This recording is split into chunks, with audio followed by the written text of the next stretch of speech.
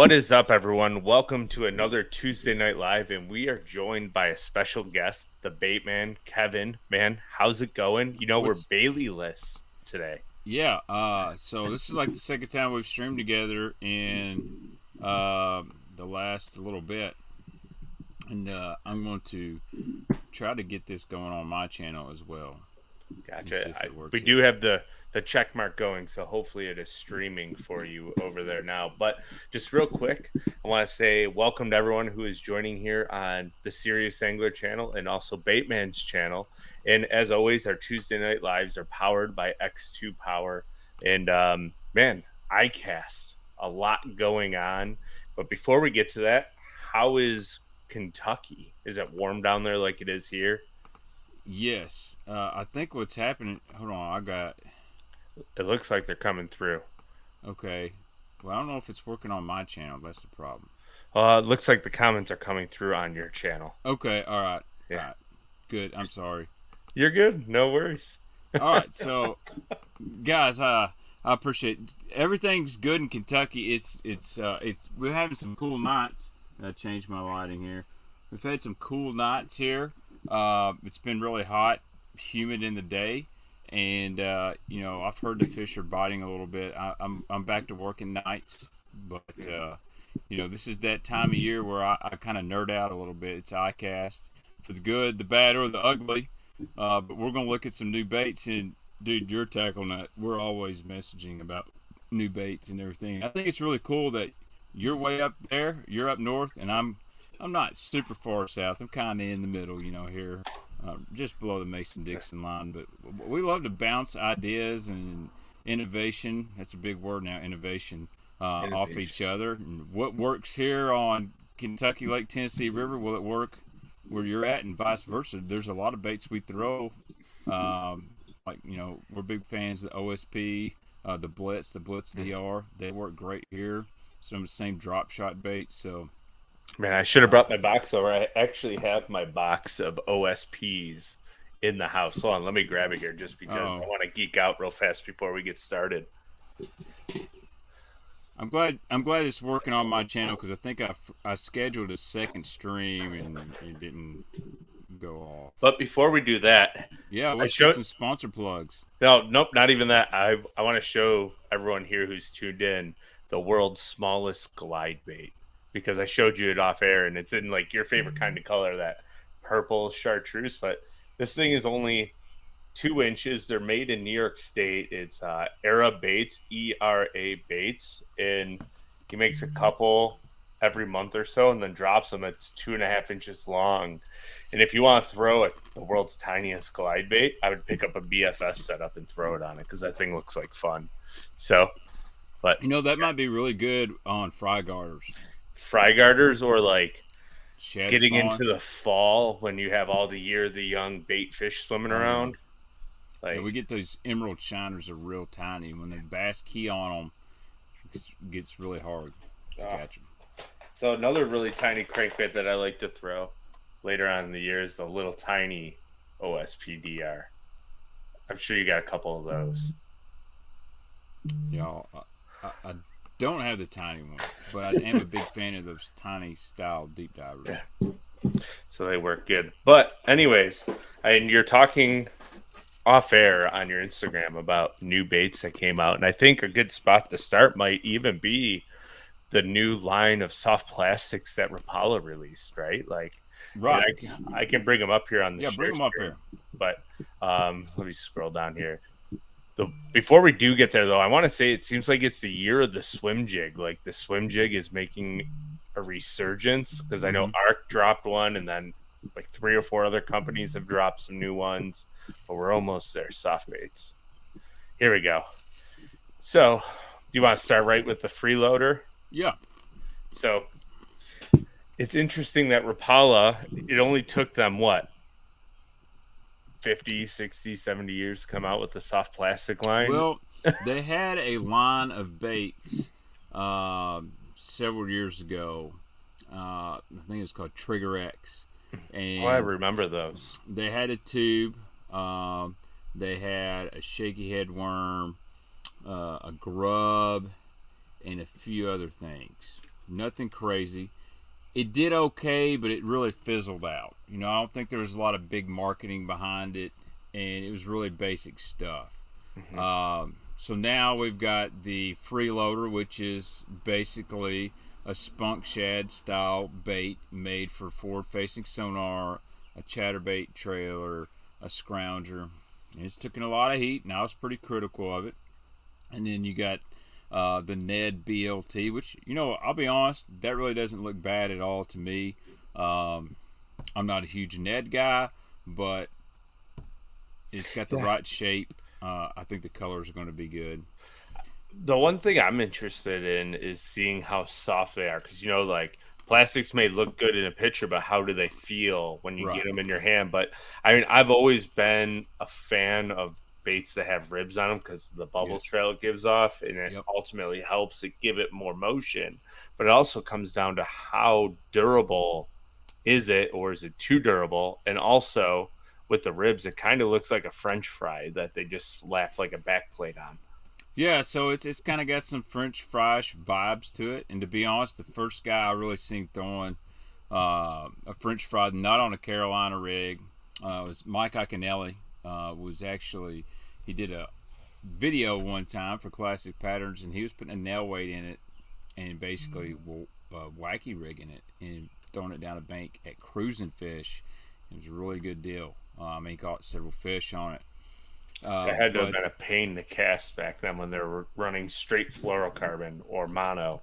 But we do have a good question here from Chris. He wants to know, before we move forward, we're going to back up here to the freeloader. He wants to know the difference between the freeloader and the spunk shad. All right, so since you got the inside scoop on it. So I'm going to be really honest here. Jacob Wheeler slid into my DMs this morning, and you know, of course, he's designed all these baits, so he has a right to defend what he's designed and why, and I respect that. And you know what? I actually got more respect for him trying to communicate with me, which I know Jacob. Jacob's a good dude. Like, he gets a lot of crap, but he's a good dude. And so I'll read you. I have no problem with this. He said the freeloader isn't really close to a spunk shad. Yes, it looks similar, but if you cover up the tail, it doesn't really look like it. The tail is 3 times larger and grabs more water. It's also flat-sided, and it's not ribs completely across the bait. So you can look at the picture, and if I had a spunk shad near me, I could show you. In his defense, it is not ribbed all the way across. The spunk shad is basically just a Kitech with a pin tail. That one is actually squirt off flat side, so if you look at it up top, you'll notice it's a little bit flatter. It's not solidly round. The tail is thicker. Are they similar? Yes. So I have to also say this. If you thought the spunk shad, whether the hog farmer or the missile, was the only style of that bait that's ever going to be in that category, you're mistaken. Because if it wasn't Rapala, make it something similar. Berkeley would probably do it. Guys have already kind of done it. They Strike just King, they all do it. Is Strike King. It's hard to be 100% original. So, I mean, I look at it like this.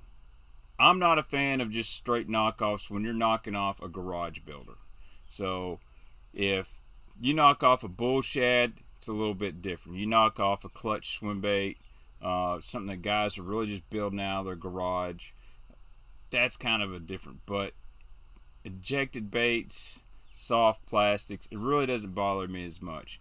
Now, you know, the OSP beaver. Can you scroll down and show the one that looks like the OSP beaver? Yep. Was it like the Do Live beaver? So this is the Bronco bug. So very similar to OSP beaver, the Do Live beaver. But here's the deal: 75 to 80% of the bass fishing have never heard of OSP Do Live beaver. Jacob also here's what he said about this bait in my DMs. He said the OSP beaver is great bait. There's actually 2 JDM baits that has the action. I want to find out who came out with it first. Either way, the Do Live isn't very efficient for me around cover in most tournament applications. I won't ever make a straight copy of a bait, so I took my own spin on this with inverted legs. There's a hinge in the bait to make it kick every time it hits the bottom. You raise the ribs for easier tech exposing and awesome colors and durability. He said, these baits I made, they're dialed in with lots of testing. So, take it for what it's worth. He's kind of giving credit to OSP. They make a really good bait, but he wanted to improve on it. And again, I feel like there's a lot of people, they don't know anything about OSP. And I like their baits, me and you just talked about it. But the problem is, it's a small market. They're only selling to a few shops in the United States. You basically have to buy it in Japan. So to the average guy that's going to come into a tackle store, he wants to buy something new and cool, he's not really worried about what's selling in Japan because he doesn't know, he doesn't care. And if you can't get something, you might as well just put it out there. Now, that's this thing. Yeah. So this one guy says they completely ripped off the mag draft. So I don't know who he's talking about.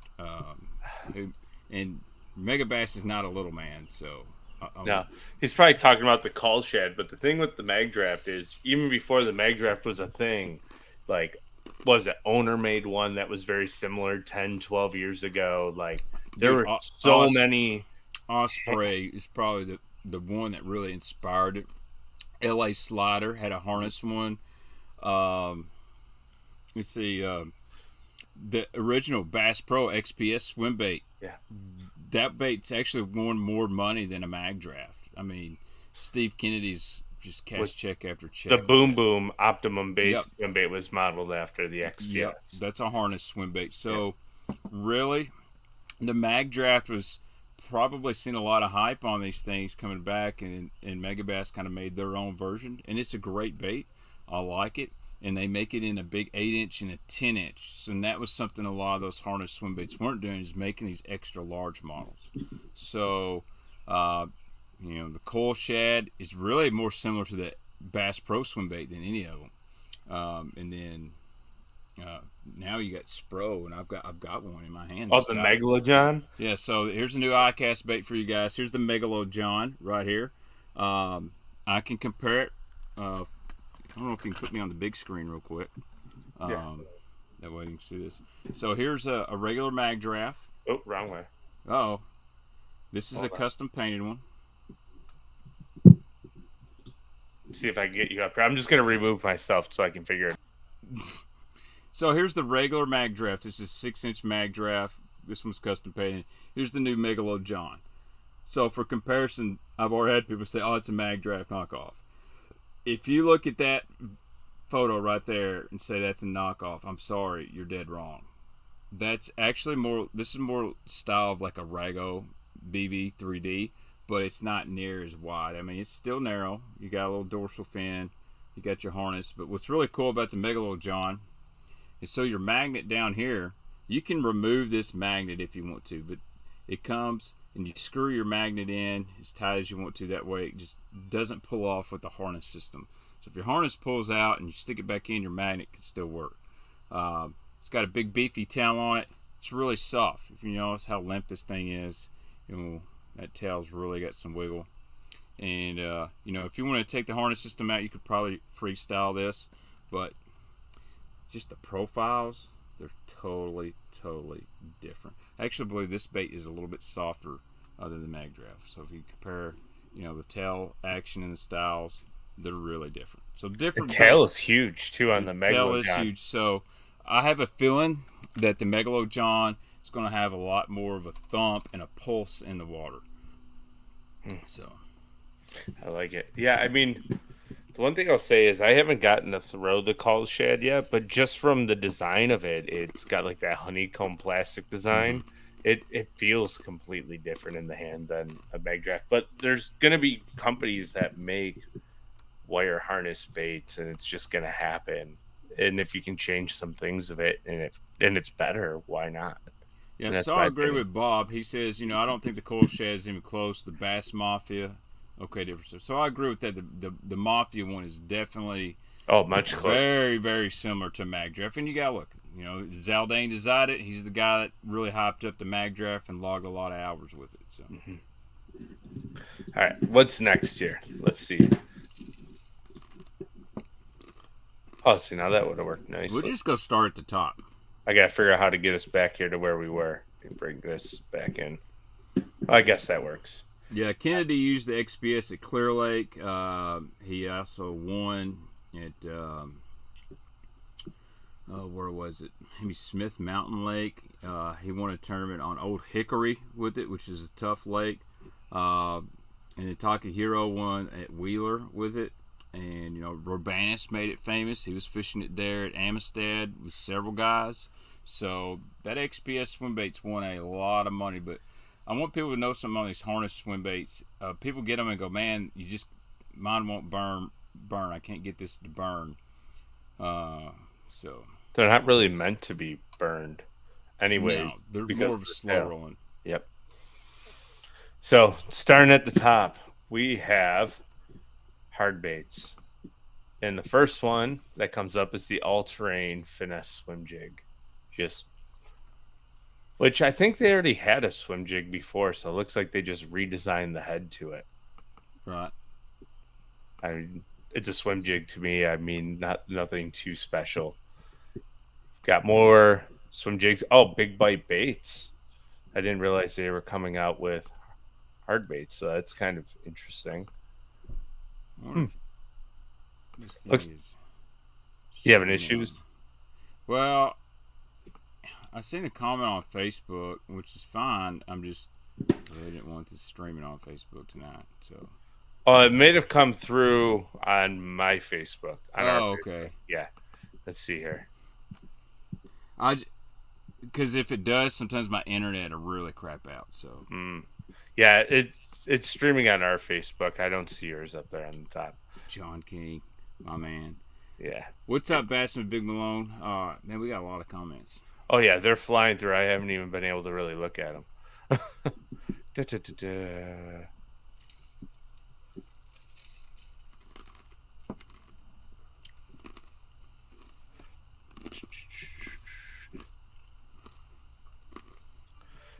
We got a Nessie comment, but we'll get to that in a little bit. Sure. Oh, and Hunter Nixon here is bringing up the GSM, which we were talking about. Correct. So GSM Outdoors, seen a lot of this today on Facebook, social media. I didn't know this was really coming, but so GSM Outdoor brand, they're like the pure fishing of the hunting industry, and they've made a push in the last year or two into the fishing market. And one of my good friends, he left Strike King. He was the head product designer, Chris Mapala. He's now the VP over at GSM Outdoor Brands. And they've been looking for companies to buy and acquire. And they've got a lot of money. They've got a lot of good marketing. They got good industry people. So GSM is not just buying these companies and filling them full of people with college degrees and art and all this. The people they're hiring and putting in these positions when they acquire these companies are in the industry. They know the ins and outs of fishing. Nothing, as far as I know, is going to change with Big Bite Baits. They're still going to be D&J Plastics. They're still going to pour for Big Bite. They're still going to pour for lots of other companies.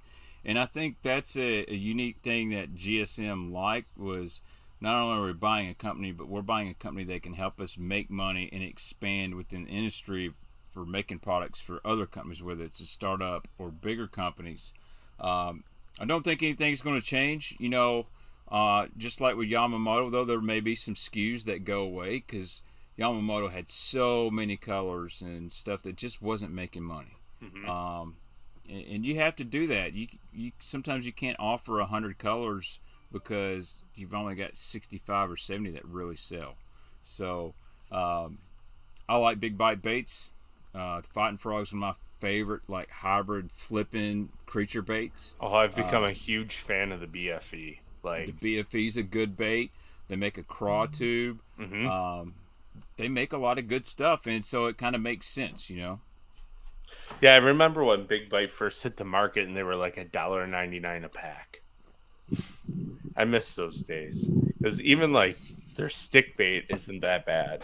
Yeah. it catches fish. So one thing Big Bite has is they have the stick bait with the O-ring Mhm. inside it. You know.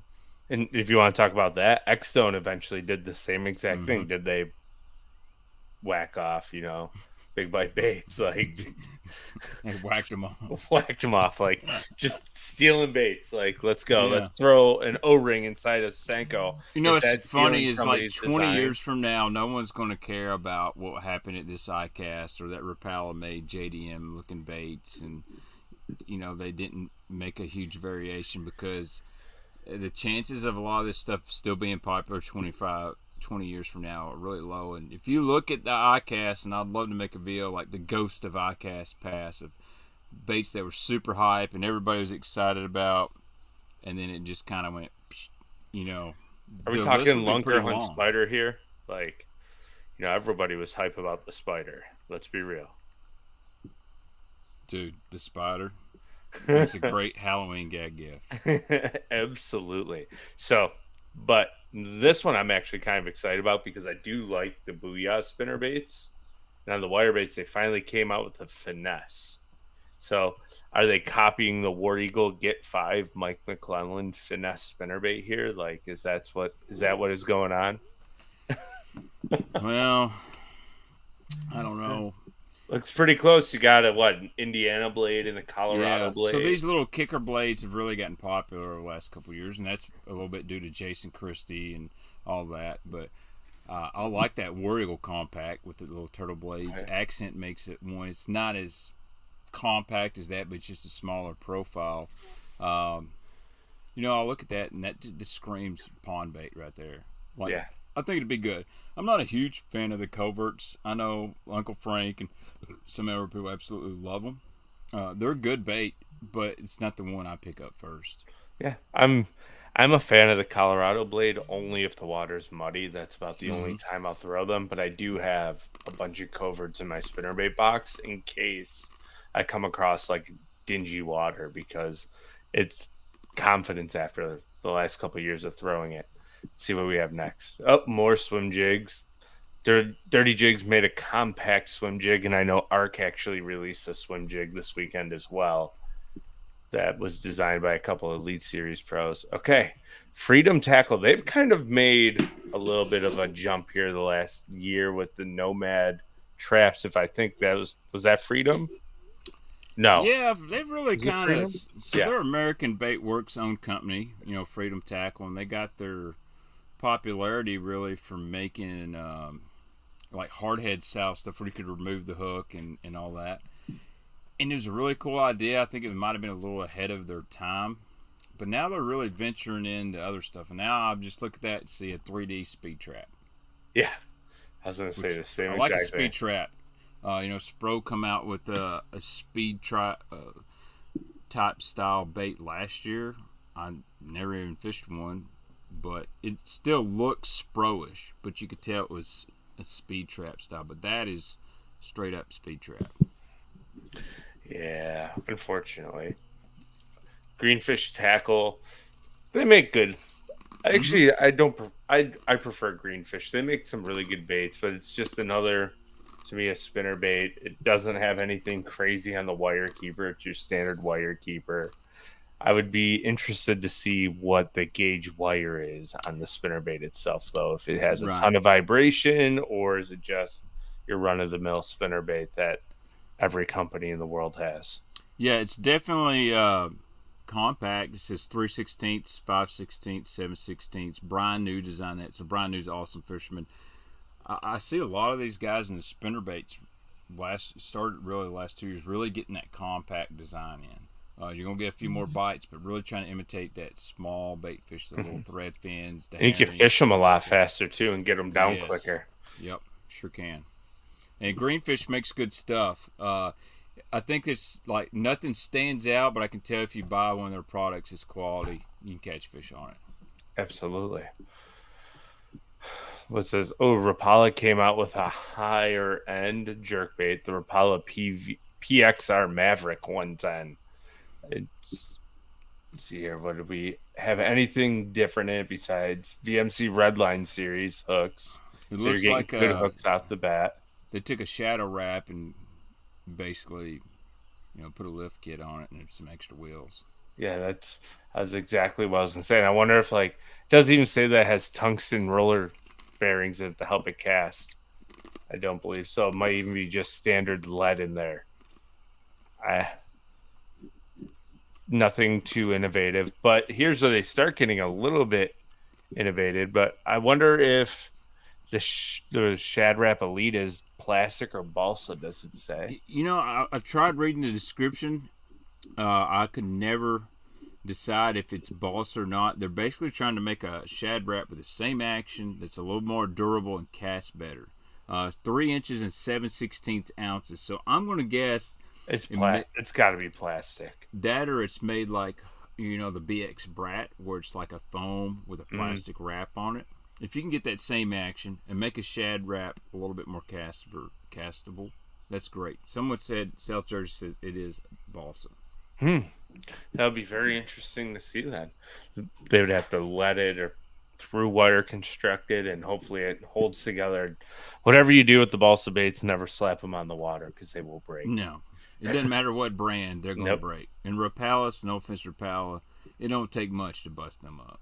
Oh, I've actually first cast with DT10s with smallmouth using a glass or a composite rod. I've actually broken DT10s in half, setting the hook into Lake Erie smallies. And I come back and all I have is the top of the bait, and I'm like, where did my bait go? And then you see them jumping with a broken bait in their mouth.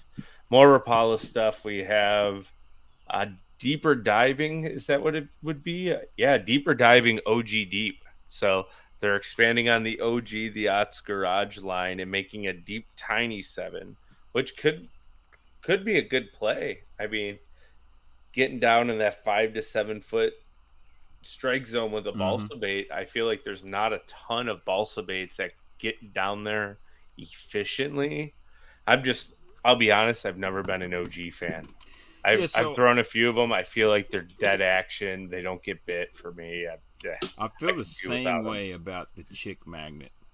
That was a big ICaster like last year before. I feel that the Chick Magnet just did not have that action that I really prefer out of a flat side. I've got a box full of the OG Slims. I kind of agree it has a deadness action to it. I like the smaller one. I think the smaller one's got a lot better wiggle. The big one's almost an S in action through the water. Where the little one, you can see that flat side makes it got that little shimmy to it. So if I had to do it over again, I'd buy a lot of the tiny OGs versus the big Slim. A 7-foot diver though, or whatnot. I'll be honest. I'll throw my old school Rapala DT7s, DT flat 7s. I've got some other balsa flat sides I like. Yeah, I was gonna say last year too. Didn't Rapala come out with the DT8, which was a big one for them last year? Yeah, so I like a DT8. I've thrown it quite a Me bit. too. I throw it on the same rod as my square bill. Don't pull hard. It's a nice smooth crankbait. It just get you down there a little bit deeper than a DT6 will.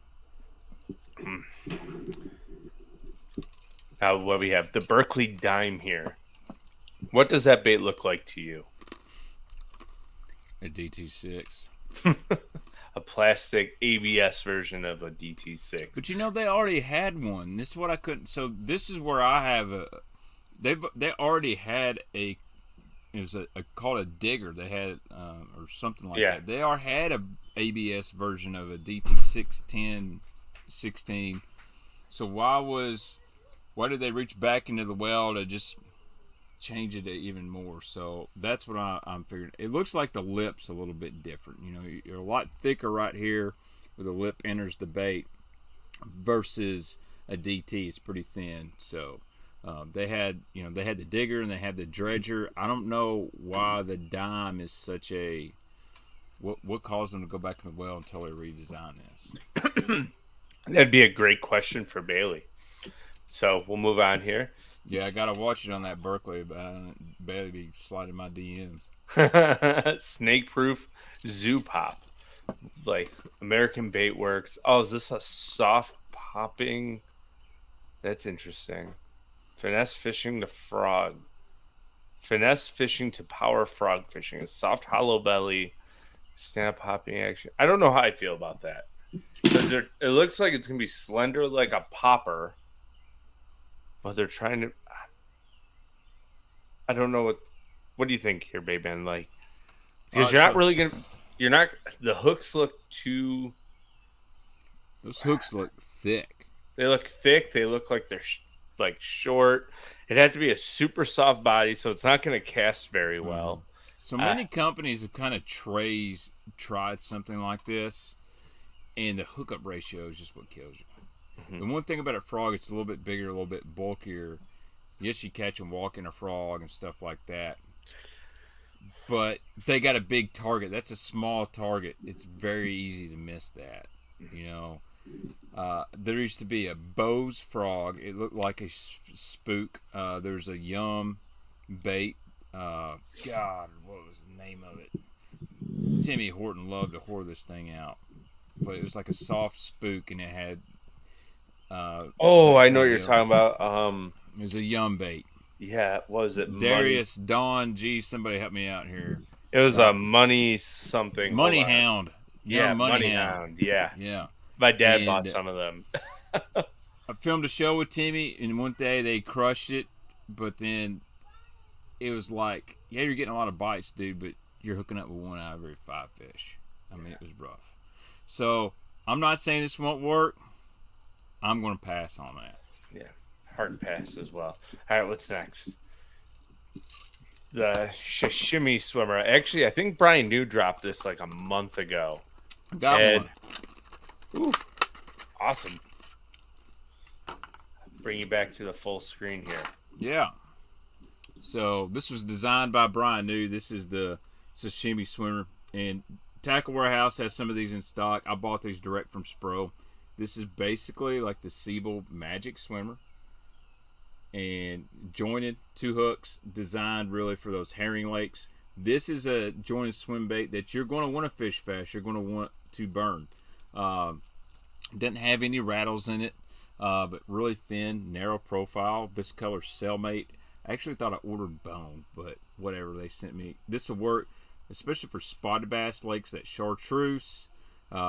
Really cool. Again, Brian New helped design this, and I would say as much as those herring lakes he's fished, he probably ran out of magic swimmers and said, you know what, why don't we try to bring something similar to the market? So really not a lot of competition there in that category of jointed herring style swim baits, but pretty cool. I might let Junior throw this one. He said he liked it.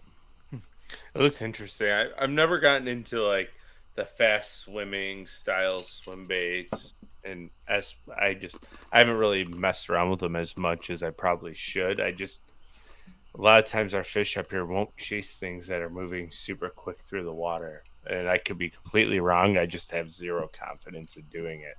So looks like Spro came out with a flip. You know, I do have to give Spro some credit. They have come out with some like innovative soft plastics, right? In my opinion, and now Chris Johnston is coming out with a versatile jig, which looks like it's just your standard Arky head style jig, but it doesn't say if it's tungsten or not. And if that's a lead jig for $7.99 as an expensive lead jig, it better have a $5 hook in it.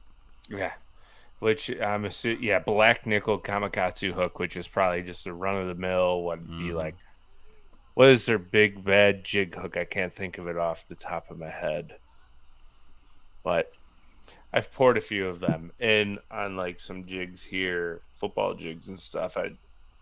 It's a good hook. I won't complain, but yeah, I mean, I would flip it. I would try it. You know what it kind of looks like is the Missile Mini Flip, in my opinion. It's bigger. It's a bigger version. Yeah. I mean, to me, it's an Arky jig. Yeah. Everybody has an Arky jig at this point. So. I don't get too crazy on jigs. If I find one I like, that's what I throw. Is this Strike King's attempt at a rock crawler? It is. And they even let you know, hey, we're making a rock crawler. We're just going to call it the Gravel Dog. Looks like a 2.5 body with a Series 4 lip. And I was actually told this bait was coming out. But won't go rent for anybody, but it's basically got a 2.5 body with a Series 4 lip on it. It's going to go about 8 to 10 foot. It'll have some thump, I'm sure. It's definitely going to have some thump.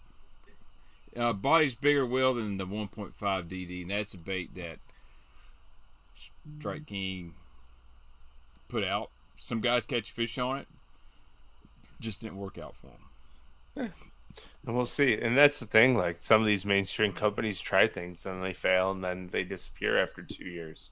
Now, So I we'll will see. say, the guy that's designing the paint jobs, he just lives down the road from me, Mike Russell. You will get some probably amazing paint jobs, new color schemes in the Gravel Dog as opposed to Rock Crawler, which I love a Rock Crawler. They're pretty basic paint schemes, but they catch. Yeah, that PBJ crawl and a rock crawler's I got good. a bunch of them. Yeah, it's a good one. I All got right. this new one this year. It was right here by me. This was here. Seen this one? It's almost like a bubblegum Oh, yeah. red with that purple back. It's actually a lot closer to like a Rayburn. Like Yeah. a Rayburn craw. I like Sorry, it. my daughter just let the dogs out and they went crazy. It happens. All right, next. We have the Strike King J300 sinking. So that's a new thing too that like a lot of people aren't really talking about with jerkbaits is that guys are making them sink to get down to depths that we haven't seen jerkbaits be fished before, but it also does something when you jerk it as well. It helps get it down and keep it in the strike zone as opposed Get inside, dogs. Sorry. we Hold on, got let me that loud unplug and clear. Yeah, I'm sorry. Hold on. Let me mute my mic.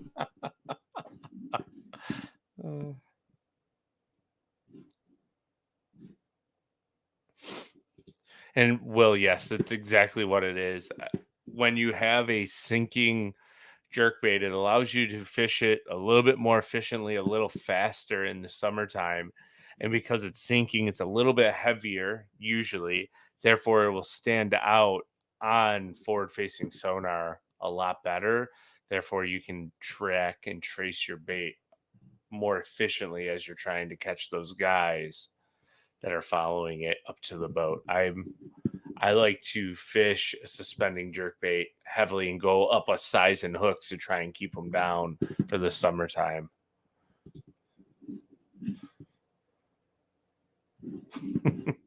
Oh,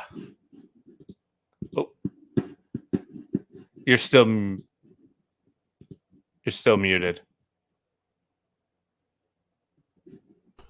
Sorry. There we go. Sorry about that. Yeah, you blew some eardrums out. It happens. All right, what we got next? The Shimano Arma Joint Flash Boost. You know, there's a bait that we can talk about for a minute. The Shimano Flash Boost technology. It's something relatively new, right? Like, because Yozuri kind of had it before. Now Shimano has it. How do you feel about that Flash Boost technology? I haven't seen a big difference. I haven't gotten to throw them too much, but I am. Yeah, so I got the popper. I actually really like it. So the action's good, regardless of the Flash Boost code. The action on the popper's good. It's cool. I see applications where I think it might help if it's a visual deal. So on a jerkbait, I think that's a really good deal, especially certain colors, sky conditions. You know, because a jerkbait's a visual bait. You know, swim bait, I think it might be good. On the popper, I really don't think it matters. It's chrome or it's bone, and that's just the way it is. I get it. And as somebody here, we have Jeremy saying it's for Shimano to get in on the swim bait game. I think Shimano actually already had like a glide bait out in the Japanese market for a while. Yeah, you know, they're Shimano Jackal, they kind of work together, and Jackal's had the Gantrail, the Gantia, and some other stuff. So, you know, we'll see what Tactical Bassin says about it. Yeah, that'll be interesting to see. Were they in favor of the Flash Boost technology? They like the Flash Boost. Man, I've watched them catch fish on it, so there's times I want that flashy jerkbait and that little Flash Boost. Especially if it's like sunny and almost calm, you want something to make them come. Yep. Come to the bait. So, all right, War Eagle, another new Arky style, 5/8 ounce. I want to make a new ICast rule that unless your jig is innovative and has something different, you cannot be in the new product showcase. Because again,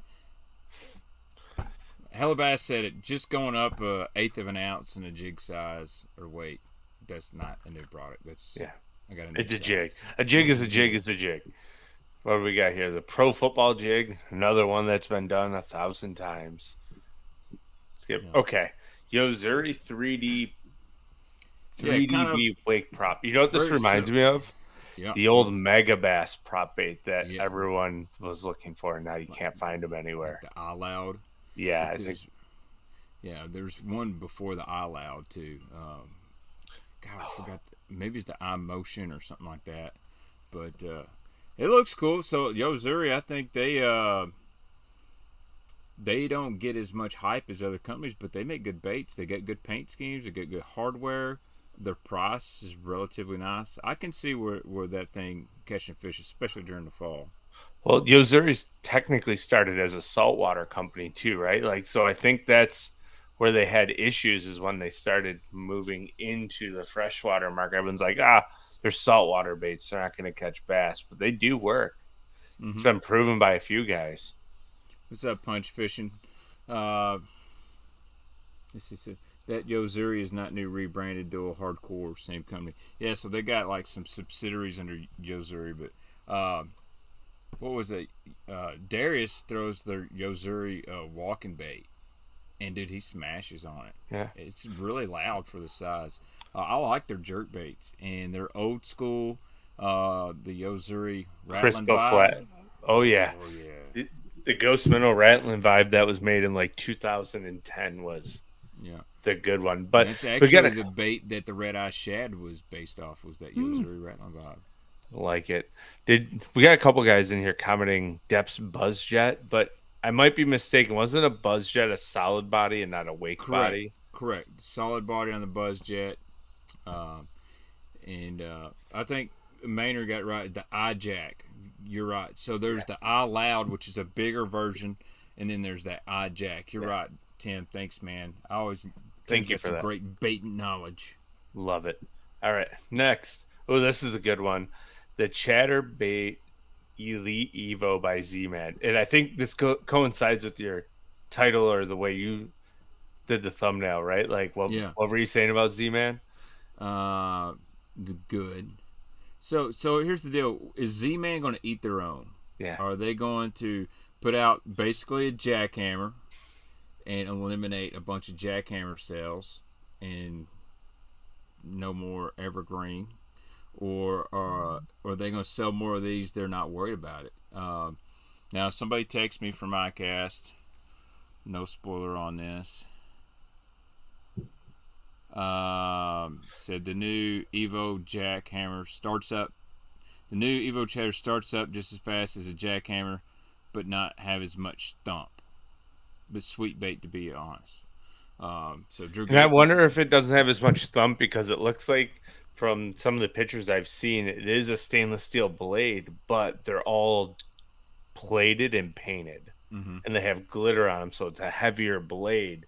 So you're not going to get that head chattering noise. It might be a more dull sound than the jackhammer. So maybe there's cheaper components on. Maybe it's not as good of a hook. Maybe the swivel on the front, the clasp isn't as good.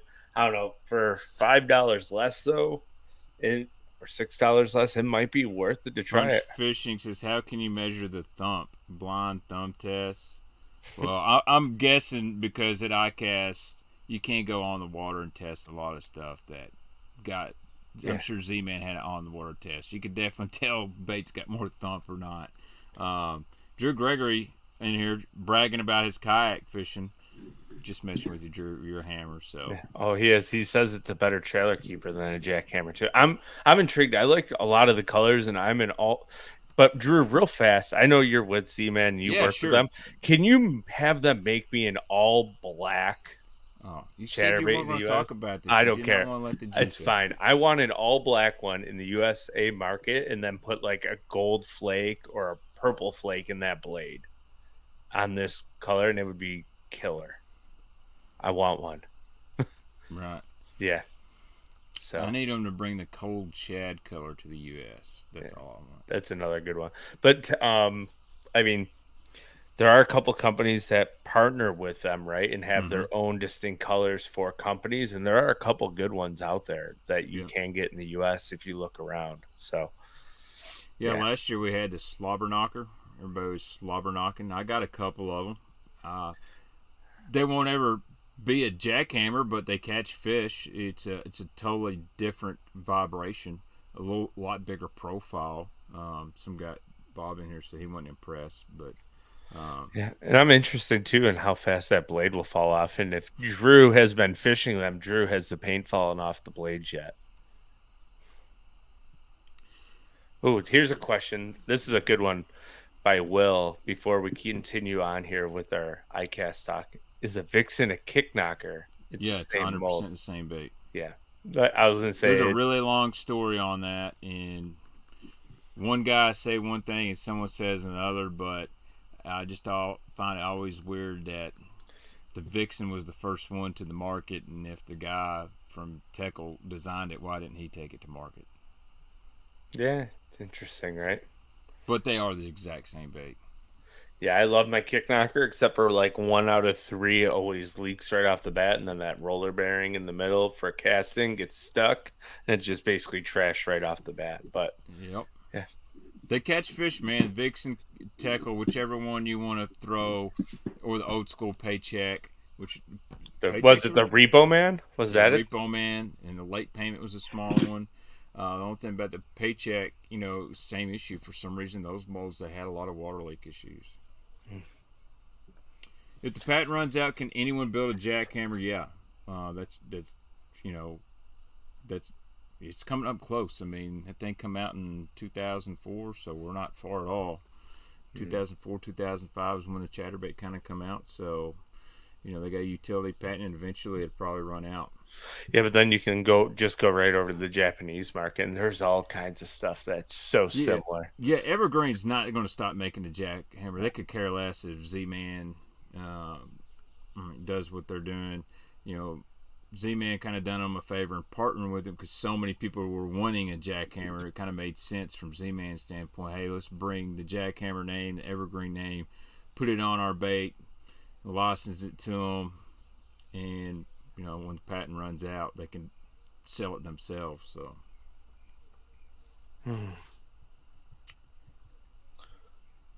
Yeah, I've. Let's move on. Sorry. So This is good. the favorite talk of last year's ICast, the Hellraiser. Never thrown one. Seen them Me in either. stores. I've just never.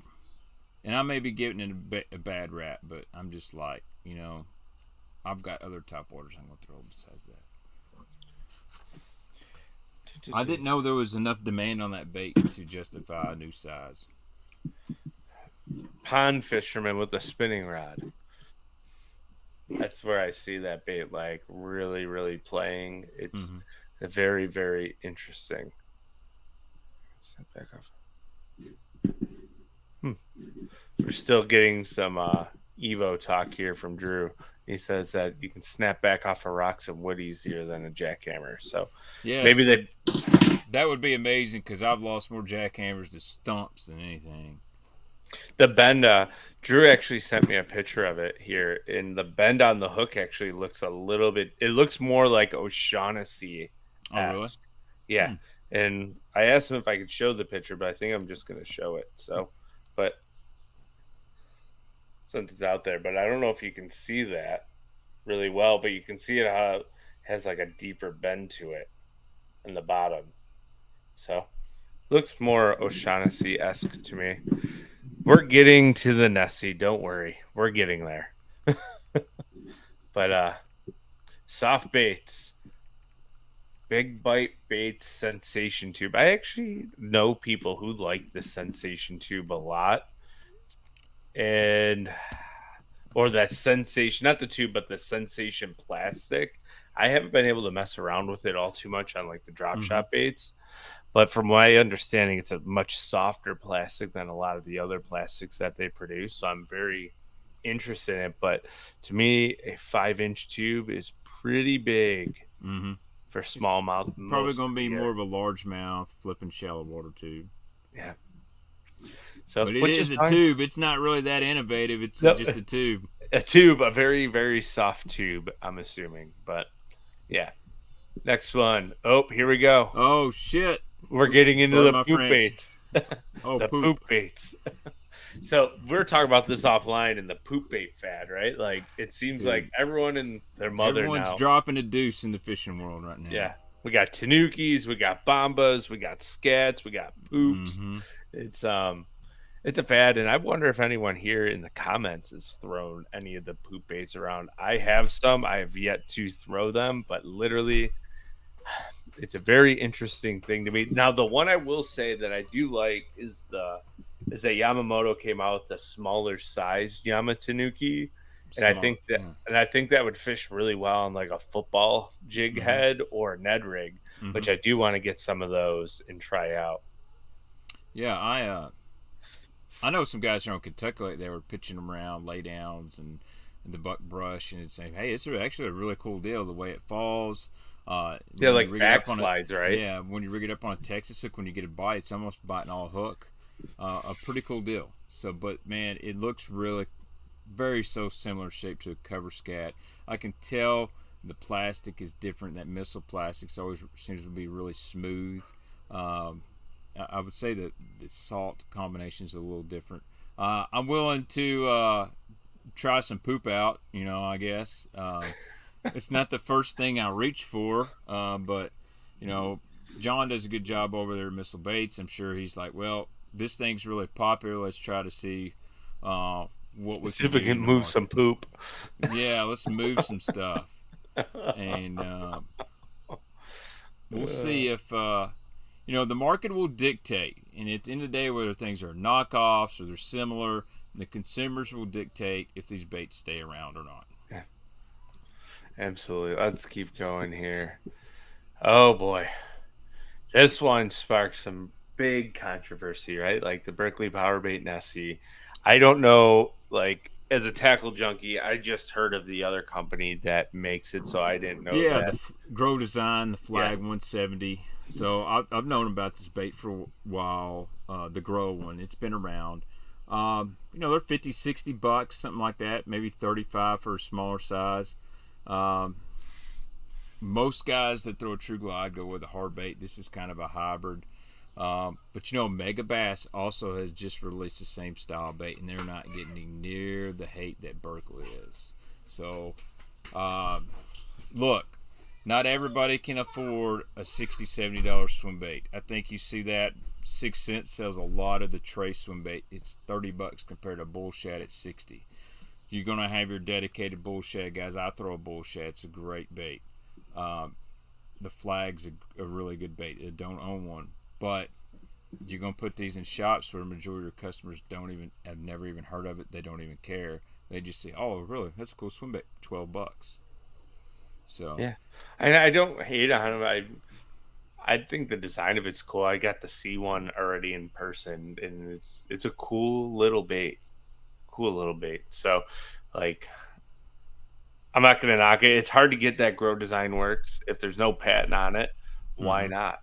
And right. I'm sure I'm not advocating for Berkeley or people to knock things off, and I like Berkeley baits.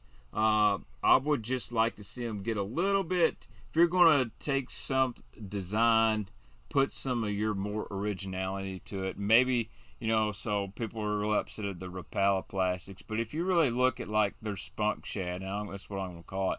They've actually did enough to it where it's not just a blatant KO. Yeah. You can tell where it got its inspiration from, but it is different. The only thing really kind of separating that I see is really the color patterns. And, that one looks good. So yeah. The Grow Flag, I'll be honest, they don't have any shad patterns. It's all pinks and wild purples and bones and stuff like that. So if you're like, man, I'd really like one that looks like a shad, there you go. Yeah, I'll throw the Nessie. I'm not going to discriminate on it, but look, we have the freeloader in here again. We already went through these. Yeah, we'll skip over those. We didn't get to the mayor though. So That one's just kind of like a HD, a little updated version of the Largo Shad, in my opinion. Yeah. Largo Shad's good bait, very underrated.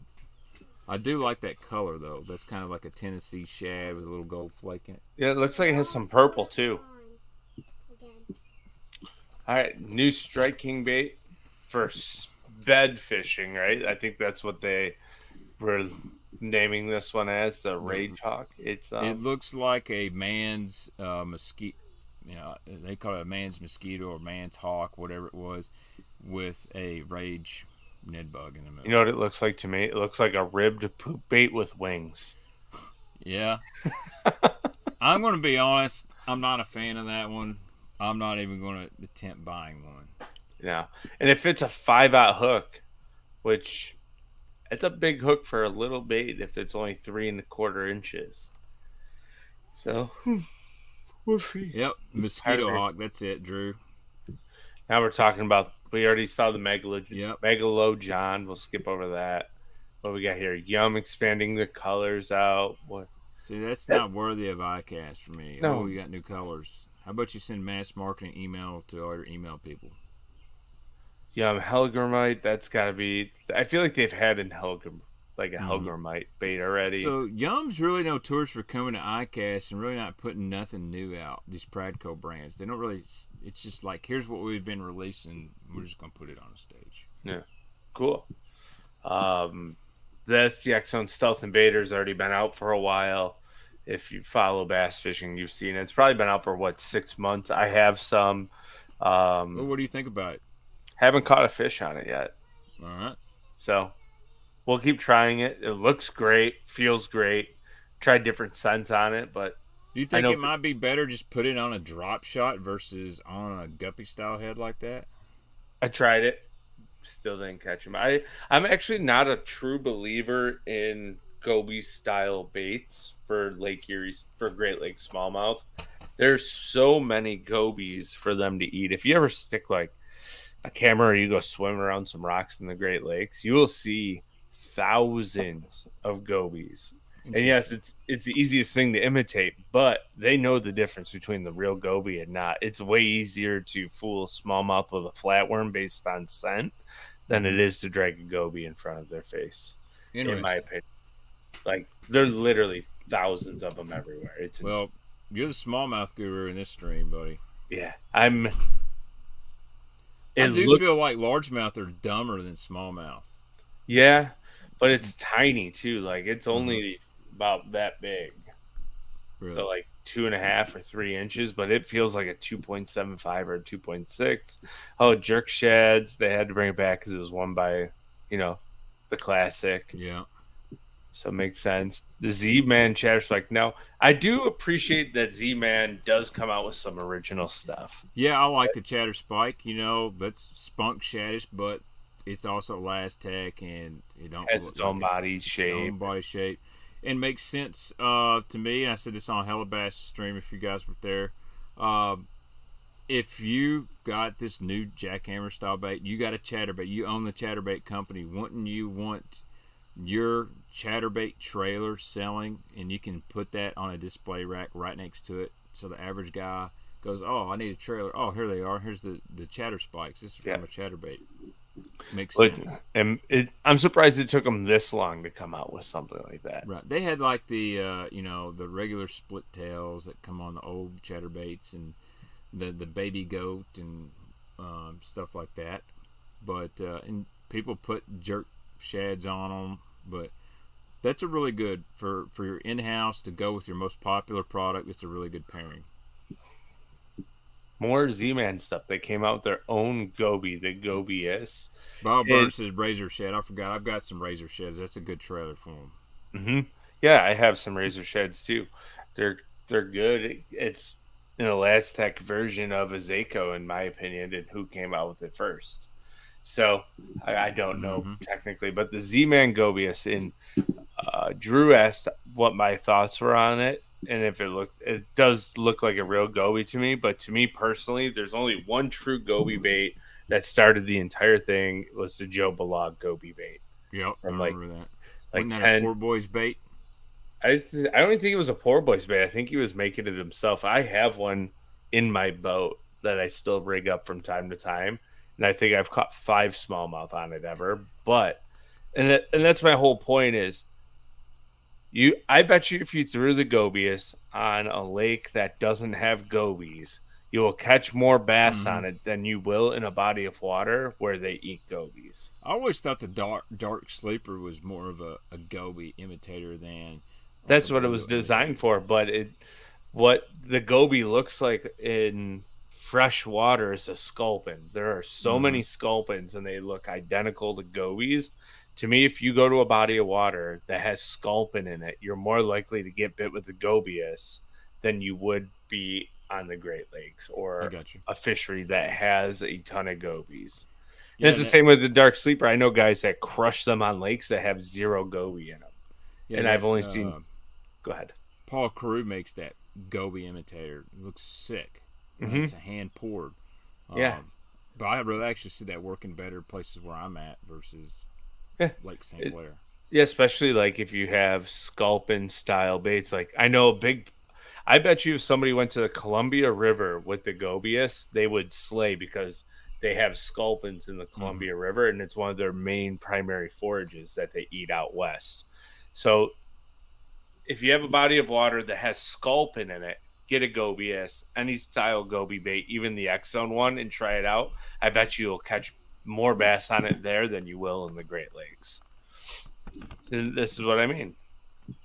Dark sleepers Punch Fishing says the dark sleepers catch a lot of Minnesota largemouth bass on grass lines. I would check what lakes you're throwing it on there because I'm sure there are some type of sculpin-esque bait in that water or even like log perch. Very similar body profile to a dark sleeper.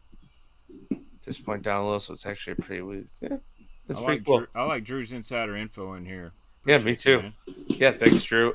So he says Jim Lighty says it was Poor Boys. The Belog won 2 tournaments on area with him. Yeah, it was a good bait. I have one. I don't remember the exact color, but it's like a purple with a clear belly to it, and it looks great.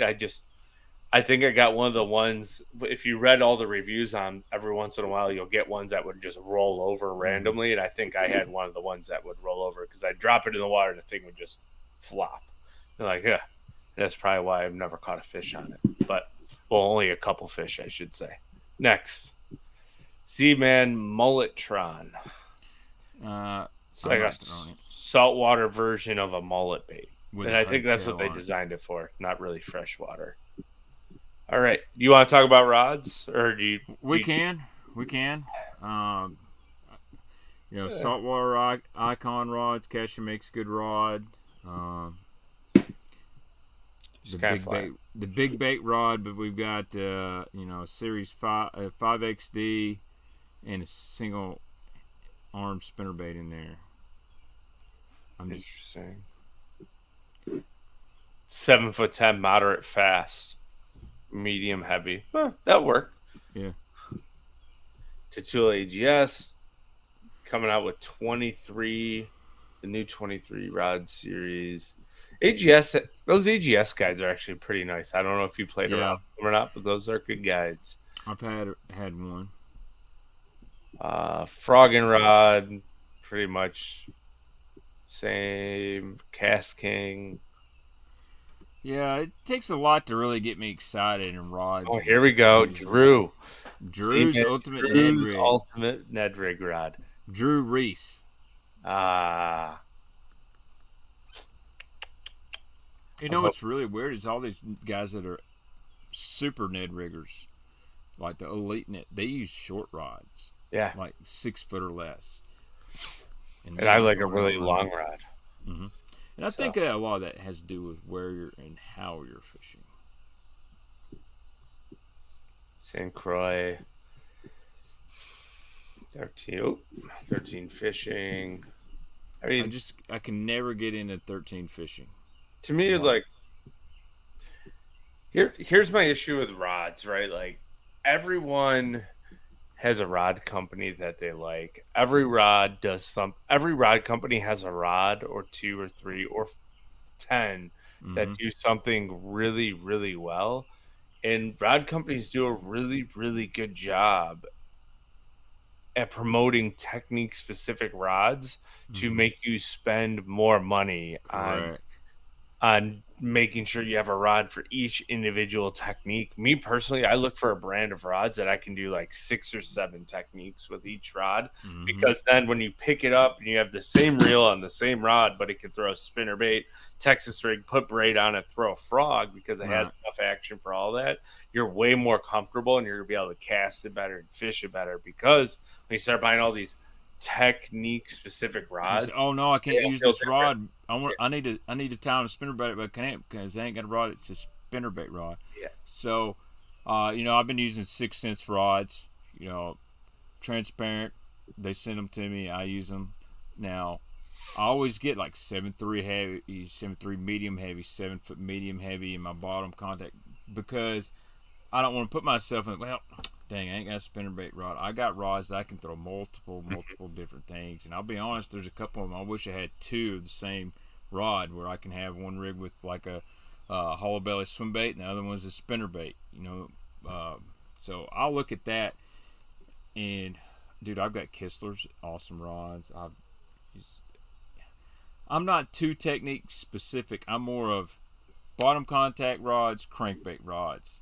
After that, I can narrow it down, but I don't have to have like a Cinco special rod. Here's one. Do you think the Poison Ultima will not break as much as the Poison Adrena?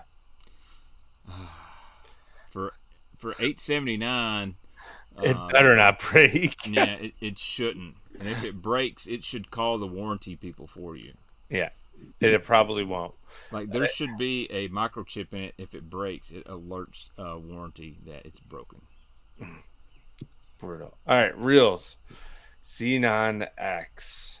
Dude, I love Castaway rods. Those old school Castaway HG40 rods were awesome, Clay.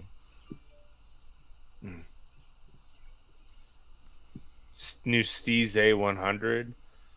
$650. That seems like a fairly decent price for a Steez. Yeah, a lot of the Dobbins are, they're really popular. They're super technique specific, and I'm not taking, nor is Andy, that away. I think that's what makes them really popular, because there are a lot of guys that want to get really technique specific. Yeah, Dobbins are good. There may be a guy like me. What I'm looking for in a shaky head rod is not what Gary Dobbins looks for in a shaky head rod. So. Yeah, that's why I use Alpha Angler rods. It's a shameless plug, right? Like, but that's right.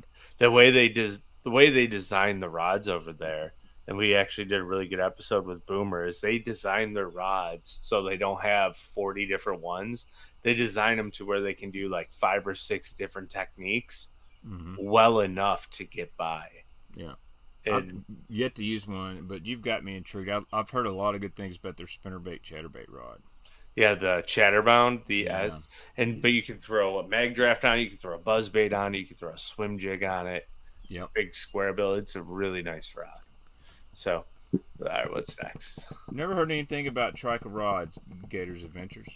I have not heard anything about them. I think they're actually a new rod company that's coming out in the Pacific Northwest. That's about the extent of it. And they have some new, new material that they're using on the blanks. And I'm going to be honest, I am not a rod reel nerd like many people are. Like, my favorite reel ever made's this one right here. This is the old school Chronarch. And dude, this thing will throw a topwater bait or a crankbait a mile. Yeah. You can pay $60 and get one used on eBay. This reel came out a little bit ago. The Tatula MQLT. I picked one up a couple weeks ago. It's as light as a Vanford with a way smoother drag. Yeah, and so the frame on this is probably stronger than a Shimano. I'm going to be honest. It's the one thing about that Tatula. You ain't going to bend that frame. It's solid. And I'm not paid by Daiwa or nothing like that, but Shimano makes amazing spinning reels, but Daiwa stepped their game up a lot. I love my Tatula LT. It's a super smooth drag. No issues. If I can ever get you up here to come fishing with me, Kevin, I'm going to. The only spinning reels I have are Tatulas. Like I said, I'm going to get that 3 weeks of vacation next year. We're going to hook up. We'll figure it out. Not worried about it. All right, what's next? Denali. Oh, that's expensive. $249, man. So my 299. other thing is, why are rod companies getting thirsty about getting in the reel market, and they're all putting out generic reels that you can get from Doyo? Like You I know can who go call started Do. it? You know who started it? Let's see if you know. It's not pure fishing. It almost started with six skill like 8 or 9 years ago because they came out with Mm-hmm. reels first and they dove into the casting market and in the Mm-hmm. rod market. But all of these reels that are hitting the market for 200, 250, $300 remind me of like the original six skill reels. Yeah. Yeah. It, they're all going to the same factory and they're all Yep. coming out together. So you had the Wright McGill Skeet Reese stuff. That's basically Doyo. You know, and I like Lose. I'm not hating on them. They're a Doyo reel. You change the parts with Abu and all that. They're all coming out of the same factory. Um, it is what it is. Mm-hmm. There's diehard Lose guys, and I'm not hating on them. I've used several Lose reels. I ain't got an issue with them, but you're not getting that true guy that's engineering something like Shimano actually engineer and Daiwa. They have their own engineers, their own factors. They're really making a reel. Some of these other companies, they're calling somebody else to make it for them. Here's one. Cast King came out with a digital casting experience. You see the microchip in there for $350. Well, you can get a Corrado DC for like $1.99 now. You can get Yeah, a used one for, so I don't know if that's. It actually kind of looks like a Lose Hyper Mag to be it with does. a digital plate in it. Interesting. Very interesting. All right. Oh, combos. Yeah. That's one thing. I wish they'd make like a high end combo and then give you a nice discount. Hyper Mag, 350. All right, here's a new company. Savine. Is it Seven? Yeah, Savine? not Good sure. price, $120. Looks like a 13 fishing Inception. It does. And then that looks like the new Abu reels. Mm-hmm. So you can tell these factors are similar. So, Jerry Hall, what's up, man? Said BB1 is much better than regulars. Yeah, I do like the BB1s quite a bit. When my dad passed, he actually left me a BB1 Pro. Didn't have a lot of miles on. I'm actually gonna turn that into a swim bait reel. Savina St. Croix. Got it. Yeah, so that is what made St. Croix go, let's just start a second part of St. Croix that's reels. You're already selling tons of rods. You got great, amazing rods. Why would you do reels when Innovation. they want to get into Dick's Sporting Goods and sell combos? Is what I think. Yep. Just so they can sell it a little bit higher to them so they get a little bit It more does cost per look good. like a KVD smoke from Quantum, South Jersey.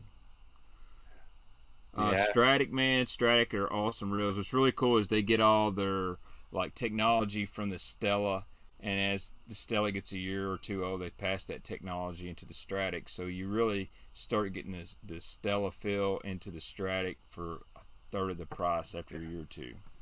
Yeah, Strats are really, really nice. I actually prefer the Stratic over the Vanford, and it's a little bit less as well. I like the old school Stratic Yeah. CI4s, man. Oh, Those yeah, are good those reels. And you can find bulletproof. them. You don't have to spend all this crazy money to get amazing stuff. As this, we're in 2023. As you get this technology, that technology 4 or 5 years ago was still amazing, and you can get it for a third of the price. You can load up and have great stuff and not Yeah, break like the bank. my max for a spinning reel is about $200 because Mm-hmm. all that you're getting once you get above that $200 mark is a lot of the reels are about the same weight. Some of them actually get heavier. But the biggest difference is as you increase in dollar amount in spinning reels is the drag Mm-hmm. into a beginner fisherman or an amateur or a weekend warrior.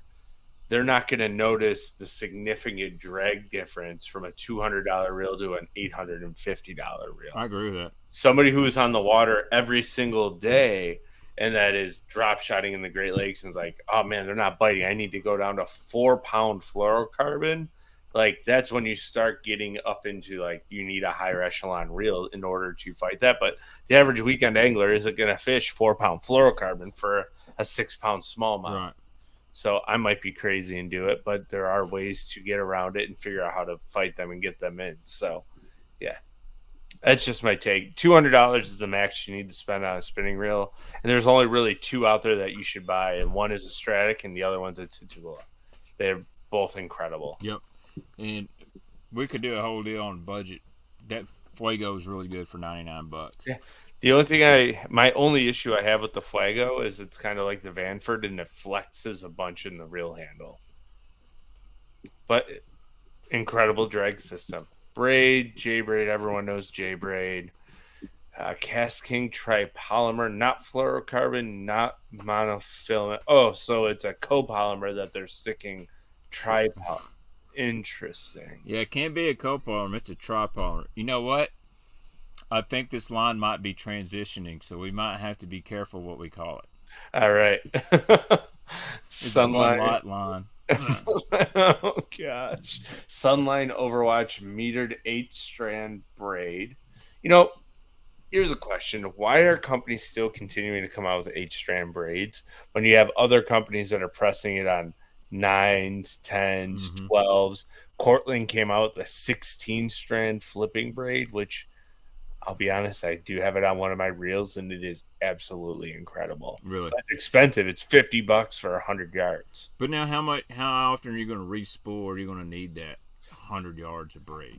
So on my Zillion, I think I put like 45 yards on it. Like you're flipping with it. You're not using it much. And what I do with all of my braid is once it wears down to a point, I just flip it and put it on a different reel. So the bottom of it's brand new. Yeah. So you get about 2 full seasons out of a half spool of braid. So, yeah. Dude, William, that Daiwa Revros is a badass reel, and they're like $40. Oh yeah.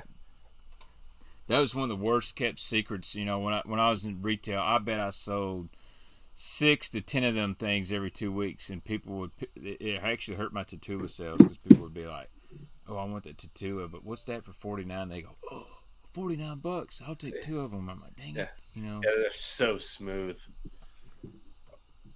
You know, this one's interesting to me. Tapered leader. It's like bringing fly fishing into bass fishing. I don't see them selling a bunch of it. Actually, I don't want no part of it. I'm terrible at tying leader knots, and I don't like fly fishing, so get me away from that. Now, this, I'm intrigued by the Shimano Mastiff line. I know guys who have been running it for months, and they said it's the best fluorocarbon they've ever used as leader material. Yeah. Oh, as leader material? As leader material. It comes in 200-yard strands. All fluorocarbon I buy, I use as leader, but I've heard that this stuff is the real deal. And it's got like this nano armor technology, and it's extremely resistant to nicks. So, yeah. I got to get my leader game strong. I did in Pickwick a few years ago. I put the video up here. I was running like 50-pound FX1 braid and 17-pound fluoro leader. And when you hit them with the football jig, it's nasty. But man, it's super sensitive. It's super sensitive. So we've got Hail Mary Ned Head, which it's a Ned So that Head. kind of reminds me of the Jim Moynihan rock jig. The head, you know, that rock jig has, it's recessed and it's got the Barbarian hook. Yeah. I like the Moynihan rock jig. I don't care about that hook. Another scoping, forward-facing head, tungsten. So my question is, how does it making a lead head? How does it make it better for forward-facing sonar? It's already lead. This is tungsten. We have a tungsten, so it's 40% denser. So tungsten does show better on forward-facing, but I'd be more worried with the hook on it than the head, and that looks like it's probably a cheaper hook. I'm gonna assume it's a Mustad hook. And here's what happens when companies pour tungsten. You'll notice that there's only a couple hooks you can get. It's either Mustad or Gami. most of the time, and now BKK is kind of working its way into. But once you pour, like, if you go to pour a tungsten head onto an owner hook, the way the owner hook is designed, it's much too soft to handle the superheating it takes to pour tungsten onto the hook. So therefore, the hook gets brittle and snaps. And if you've ever used like a Kitech finesse jig and set the hook and come back with your bait, but the hook point's gone, Gami's kind of flirt on that line of being too brittle, but if they're poured at the right temperature, they're fine. And that's why a lot of companies that pour tungsten heads use mustad only, because the hook can actually take the abuse from the heat. I like that info there. Yeah. Andy dropping some knowledge tonight, man. I know. All right. Bait fuel hard bait stick. So if bait fuel, here's my question. Since bait fuel is not a scent technically, right? It's an oil slick. Why would you make a stick that a scented stick? But it's not scented. Bait fuel has no scent. It's a gel fish attractant, easy to apply, but it has no scent. And all it is a technology to stimulate a fish's predatory instinct. Maybe this version of bait fuel. It is funny. Punches is bait fuel deodorant. Maybe this version of bait fuel is an attractant. You know what I mean? So maybe this hard bait stick is under the bait fuel name, but it's not like the liquid that's just. Yeah, and that's got a fast times 55 formula. So is it a more like potent formula? It's boner fuel for your baits. Yeah, so thanks, Jim. And I don't know like the exact way that tungsten is adhered to hooks. So sintered is what he's saying happens. All I know is that tungsten is super, super hot when they put it on that hook, and it makes a lot of these hooks break. So, but yeah, this. But somebody bait fuel is out of control. I'm just going to say it. Bait fuel is out of control, but I have found one bait, and I'm not going to mention it tonight because that's something else we can talk about down the line because it's not to do with ICast. I found one bait that it sticks to really well, and I have had days where it's the only thing I can get bit on, and I have to let it soak in bait fuel. But my downside to bait fuel is if you throw it in like the wrong pack of baits, they become 10 times the size of what they should be because of the porous. I'm going to tell y'all in the chat, Will hit it on the head. Strike Force is the only scent you need. If you guys knew how good that Strike Force stuff is, now it's different than bait fuel. It's a true scent, but it's kind of hard to find. Real deal swimbait head, man. Okay, got screw luck on it. Fast football head, yeah. I wish you could. I wonder if you could buy those and put your own skirts on those. It looks like it has the ability to have put your own skirt up there and make your own little finesse football jigs. That would be cool. A swinging Ned rig. I don't know how. I don't really feel there's a need for that. Yeah, that's. Most of your Ned baits are solid. You know, they're not jointed up a lot. You know, the most popular Ned baits are turd style. Yum, Ned jig head, man. Just trying to get their place in the market. What is... I wonder if the guy that owns this company... So they sent me one. I've got one of these. I did a video with the rattlesnaker in it. It's a really cool deal. I wonder if he teamed up with Z-Man. So that's actually a pretty cool product where you can insert a rattle into any soft plastic bait. It's easy to do. I have one here somewhere. Interesting. I actually like that a lot. Yeah, man. I'll find mine somewhere.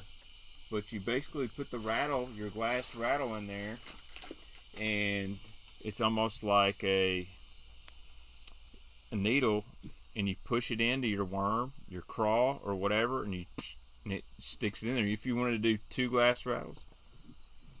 He brought it to Z-Man and they collabed on it. That's awesome, man. So that dude reached out to me email. This is about a year ago, and said, "Hey, I got this product. I watched your stream. Tell me what you think." And I got it out and I played with it and said, "You know what? This is actually a good idea." Yeah. And so I did a little video, and it's on a Tackle Warehouse unboxing. So if y'all guys want to watch that, It's way back in my videos, but that's a really cool. I'm glad to hear that. Thanks for letting me know cool. that, Drew. That's It's a cool deal. It may not be for everybody, but what I liked is like I love a Magnum trick worm, and it's really you can't really put a rattle in it. It's really hard, but with that you can get up under the skin and put it right in the meat. And if you got a nail weight for like a Nico rig, so you've already used the head of that worm, you can use that to put that rattle like in the body or whatnot. Pretty cool. I like it. It's a bait hook. Now we're just getting into like tackle storage. That looks like a Bass Mafia box. Yeah, it's the D box. That's kind of cool. Yeah. I'm the worst person to ask about storage. If you saw my bait room right now. Jerkbait box. You know what? There's no better box than the old Shimano jerkbait boxes. The ones that had single chambers, so you don't get twisted. Yeah. The company needs to design those and not have foam inserts in I them. think Daiwa did one. I probably missed that. I would have bought like 6 I of did them. try bait fuel in my beard, hella bass, and that's why I don't have a beard. It just melted. Fell off. Yeah. Paula. I actually heard these storage bags are really nice for line. Mm-hmm. Accessories, no. A D bag to carry them in. That's hilarious, Jeremy. Everybody decided to release a new trolling motor. Interested about this Quest, though. Yeah. But, I mean, I did have a client say that tearing apart an Ultrex and making it brushless really isn't all that hard. So, which is kind I've of heard the intriguing. same from the local trolling motor repair place here that it really wouldn't have been that hard to do. Yeah. My question is the durability hold up. I mean, I love Ultrex. I think as far as simplicity, they're the best out there. If you don't know which one to get Ultrex. But they're in repair shops all the time. Shafts break, but they're easier to get parts for than a Garmin or a Lowrance or a Motor Guide or whatnot. And I'll be honest, I think this might be the last year Motor Guide's around. I think it's going to be strictly a Lowrance deal. Interesting. I think when Power Pole came out with the Move, I think they moved Motor Guide out. Smart line spooler. Oh, I got some new Starbright repackaging. Storatron, thank you guys. Apparel. Nothing ever really gets better with apparel. No. But I like AFCO stuff, not gonna lie. I don't think it's as ridiculous as hook gear. Like you can wear AFCO and get a nice shirt or whatnot, and you can wear it to dinner with your wife, and people aren't going to go, "Oh, there's a goofy fisherman." Yeah, so as you know, the podcast here, we're partnered with Blackfish. I will tell you what, these shorts are the most comfortable pairs of shorts I've ever. Those actually look great. I'd own a pair of those. I like black shorts. I think I've got like 10 or 12 pairs of their shorts. I wear them like out to dinner, golfing, fishing, walking around. Looks like you got good room for the boys there. Oh yeah, they're comfortable all the way around. Good stretch in the waistband. Yeah. You know, I'm a bigger guy. So, and they just came out with a new the hoodie Gale pullover. So, if guys don't know about like the Gale pullover technology and the storm skin and stuff, it is absolutely incredible. I wear it all winter long while I'm steelhead fishing, and as it gets colder on the Great Lakes, it's water resistant. It's not waterproof, but it's also windproof, and that has this killer like really thick fleece lining on the inside. So basically, if it's like over 40 degrees out, you sweat. It's really, really. I think I have like 7 or 8 Gale Force and Gale pullovers. If they had a high vis one, I'd wear one at work. They have red, like a bright red one. Then the boots, which I have a couple pairs of these. They are the most comfortable water boots I've worn. So, yeah. But, see, sunglasses. What is that? That looks like the glasses, welding glasses. Yeah. So the reason why they designed sunglasses with that side is you have your hood up, you have your hat, and it's you ever get where you get like a weird glare no matter how much you have pulled up? So Mm-hmm. sunglasses companies are starting to design a flap that come back to limit how much sunlight penetrates through the side of the eyewear to Mm-hmm. totally give you like a pure dark out mode so you can sight fish better. Why wouldn't you just have frames that went all the way, like the bedfishers from Waterland? They're totally enclosed. Yeah. Oh, it's interesting. Maybe they need to breathe. They put little holes Yeah. around the front So so you can breathe. that is one thing. If people say, "Man, my glasses fog up," well, anytime you got in Kate, you're right here, the corners, everything's sealed off. You're going to get a lot of fog. That's why I like the old school style, Ray-Ban. Those pants look good. So I'm not knocking Sims at all. I had a client that had the Challenger boots on my boat on a day that was raining. First time he wore them, and the entire seam came apart on him. Mm. So I've used one of their jackets. I mean, it was a jacket. It kept me dry. That's yeah. about. Casking glasses connect to your casking reel. So you gotta spend $370 for a Cast King reel. Then you gotta spend $180 or $170 for their glasses. And them ain't even that cool looking, dude. Them are like Folkleys. You have now casted 72 feet. I mean, I get what they're trying to do. It's I mean, cool. they're trying to go the technology route. But what if you lose your glasses at home? Will your reel work? Oh shit! I can't stop backlashing because I left my glasses at home. It's in backlash mode. I'm whipping my rod too hard. Yeah. Oh man, that's good. Well, do you have any takeaways here, Baitman, that you? No, man, we've been on for an hour and a half. I think we've kept it pretty civil. I think we've made some good points. I think everybody knows right now the innovation in technology in fishing isn't exactly where it was 7-8 years ago. I think we made more strides as companies. Yeah. We're going a little bit. I think everybody wants to get their bait into that niche. They want to get a poop bait. They want to get a chatterbait trailer. They want to get a glide bait. They want to get a jointed swim bait. And there's nothing wrong with that. Obviously, the purists and a lot of people are really passionate about it. And I used to be that guy. I get so mad when I saw a bait that was a copy, and I get on Facebook and Instagram and you sons of bitches and you copycat thieves and all this. And now I'm just kind of like, you look at the big picture. The market's going to dictate whether that's going to survive or not. Yeah, absolutely. You can choose with your wallet. And I'll stand on this side too. It is so hard to innovate on like soft plastic and crankbaits at this point. Like, what are you gonna do? Throw another fin on it and make it swim straighter than it already does? Like, that's what makes crankbaits so great, is being able to get the erratic action out of it. And I think that's why you see so many companies innovating and changing. Like, the easiest thing to do on a crankbait is change the plastic continuity of the way it's designed. And that's why OSP is cool, because they did something completely different with their plastic to make it lighter and cast further. You can mess with the internals of it to make it cast better, but I think they've already figured that out pretty much the best that it can be. So I don't know. I don't think we're going to have all too much more innovation in the fishing game than there already is.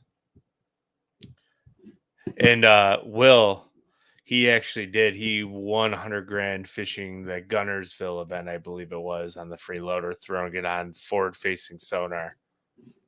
And it looks like we may have lost Baitman here, so I'm going to remove him out from the stream, and then hopefully he can come back in. Oh, we got you. Nope. There we go. I think we got you back now, Baitman. Yeah, something must have happened. Yeah, I get it. A crankbait. I don't want to say a crankbait is a crankbait because it's not. But I think you're seeing a lot more of the balsa makers do a little bit different stuff, going with different different style lips. I've seen some guys trying to go with a carbon fiber lip. You got like 6 Sense and Spro does it, and now they're trying to use circuit board lips in their shallow cranks. And I've heard through the grapevine you might see some that circuit board show up in some 8 to 10, 12-foot divers. And what was hard about doing that in a balsa bait is they don't cast very good. You put a circuit board lip in a 12-foot diver, it doesn't cast good. But maybe trying that, the ABS bait with some weight transfer, get something different out there. So I like seeing that stuff. But I mean, as paddle tail swim baits, there's not a whole lot you're going to go with there. I mean, everybody's want to imitate a shad. Join swim baits. How many different ways can you imitate a gizzard? I mean, you're going to run into some overlap.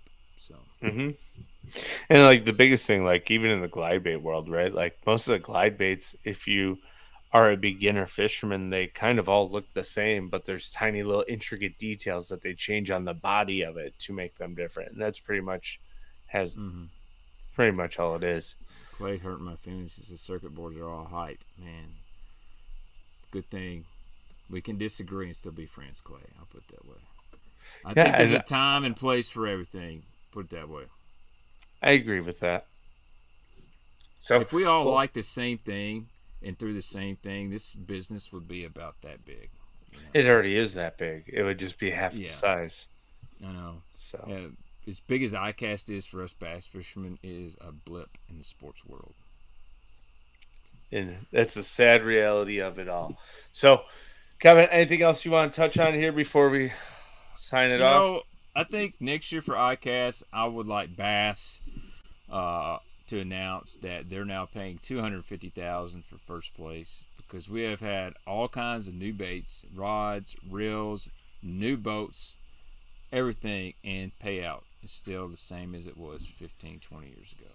It's about time that the guys that are fishing the Elite Series that have made that sacrifice, they can actually make a living fishing versus critical. And I wonder if they thought about doing that, but then I think it was 4 or 5 years ago, they actually expanded how many people they pay, right? Like the they're payouts paying down to like 60 or 75th now. Yeah, and it's still a decent amount of money that they're getting paid once you get past that 50 amount. So I wonder if there was that opportunity, but people, because I think they voted on it for the way that the payout structure would be.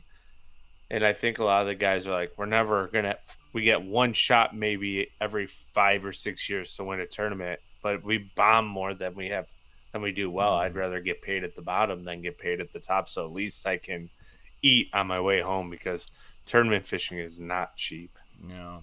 It's not for everyone. Maybe it's not at $250,000 in first place. Maybe it's where everybody that's fishing is making money, because these companies are making money. Listen, Rapala, Pure Fishing, Strike King, Shimano, Daiwa, they've got money. So when they say, "Well, we're going to pay $5,000 to you," that's a drop in the bucket. Yeah. But dude, Baitman Jr.'s home. You ready to go spend some time with your family? What's up, Junior? Oh yeah, everyone's in bed, but hey, Baitman Jr. So, all right, man. Well, we'll sign it out here, and we will see everybody next time here on the Serious Angler Network. And thanks again, Kevin, for coming on. No problem, man. It was fun talking baits, and one of these days we'll get you up here in the north. Absolutely. And go catch I'm about to go to work. This is the most exciting part of my evening. Well, you have a good night at work. Stay safe, and we'll chat soon. All right, guys, be sure to leave a like and a comment on both of our channels. Y'all have a good evening. Yep. See you later.